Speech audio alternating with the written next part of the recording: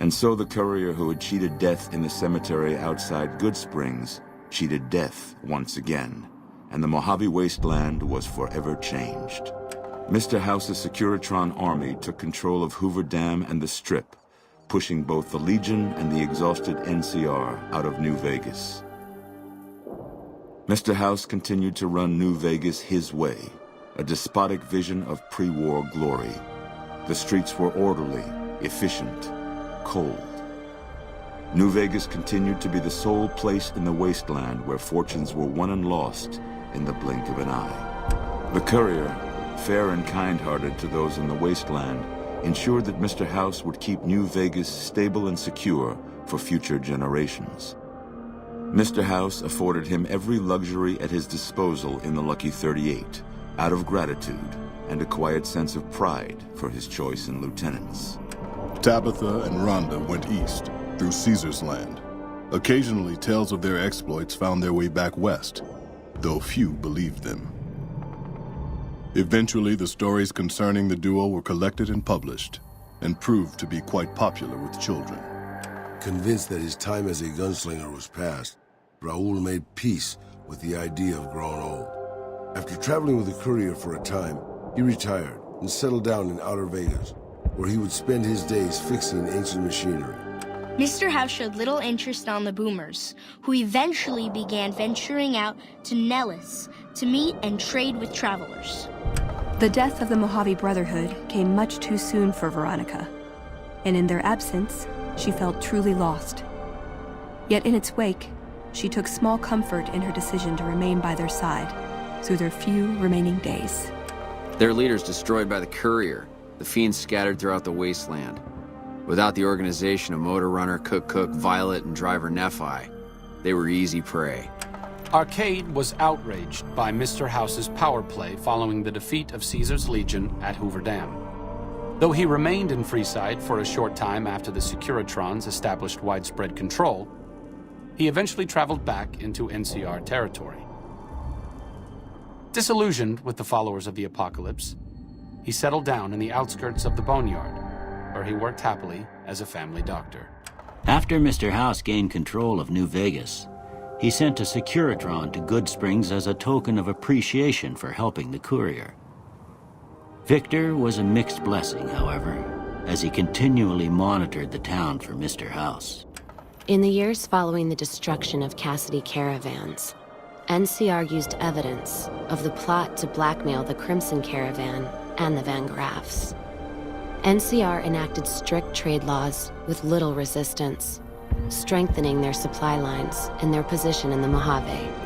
Cass lived to see Hoover Dam in its old world glory, humming with power the likes of which the Mojave had never seen. Vegas burned brighter than ever. Securitrons filled the streets, and Cass's heart skipped, just a little.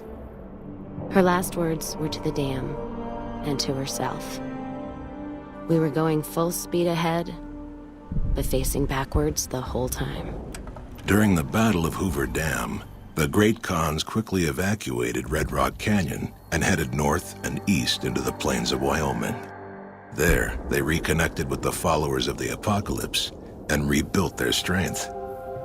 Bolstered by ancient knowledge of governance, economics, and transportation, they carved a mighty empire out of the ruins of the Northwest. Thanks to the courier and Lily, a cure for the Nightkin's schizophrenia was found shortly after Dr. Henry's experiment concluded. Nightkin and other super mutants in the wasteland flocked to Jacobstown, and the town became known as a haven where a mutant could find peace. Lily continued to take her medicine at half doses, and although she remembered her grandchildren, her mind remained muddled and confused. Eventually, she parted ways with the courier and traveled west, seeking the remnants of her past. Accusing the Kings of lying with a foreign invader for their newfound ties to the NCR, Mr. House punished them by ordering their forced removal. The Kings, defiant to the end, were destroyed to the last man by House's Securitrons. After Ray's brain was transplanted into Rex's cybernetic body, it took Rex some time to adjust to the old scrapyard dog's memories. Eventually, Rex's mind settled peacefully, melding his own memories with that of long travels with old Lady Gibson. Shaped up by the courier's advice, the Misfits distinguished themselves during the Legion's attack on Camp Golf. Mags was finally promoted to sergeant, and the rest of the Misfits received an official commendation. They continued to serve with distinction for many years. Though Novak was a low-priority target for the Legion, many of Novak's citizens died in its defense. In the weeks that followed, several bright followers returned to Novak to help restore its defenses, allowing it to remain independent of NCR. Though NCR was withdrawing from the region, Boone remained in New Vegas, finding work as a security guard and caravan scout along the highways.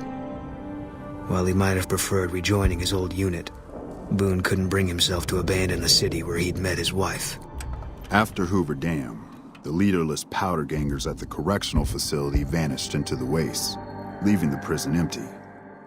The correctional facility became another abandoned ruin in the wasteland, its carcass occasionally picked over by enterprising prospectors. After the Vault 19 powder gang surrendered to the NCR, they were reincorporated into the correctional system. The NCR did increase their sentences, and they aren't about to take off time for good behavior. Prim Slim proves to be an able-minded, if not able-bodied, sheriff for Prim. And due to his slow speed, some crooks get away without a scratch. But Prim continues to prosper under his watchful, robotic eye.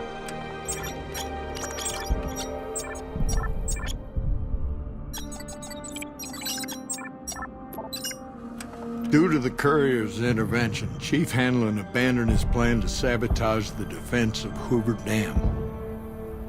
The Rangers assisted the troopers admirably during the Legion's ill-fated attack. Though the courier snatched victory from NCR, only General Oliver was blamed for the loss of Hoover Dam. Hanlon, exhausted from a lifetime of service to the NCR, stepped down from its position in the Rangers and retired to his ranch in Reading. After their bold arrival at Hoover Dam, the remnants disappeared as quickly as they came. Legends of their power spread throughout the Southwest, a reminder of why people once feared the sight of vertibirds in the sky. And so the Courier's Road came to an end, for now. In the new world of the Mojave Wasteland, fighting continued, blood was spilled, and many lived and died just as they had in the old world. Because war never changes.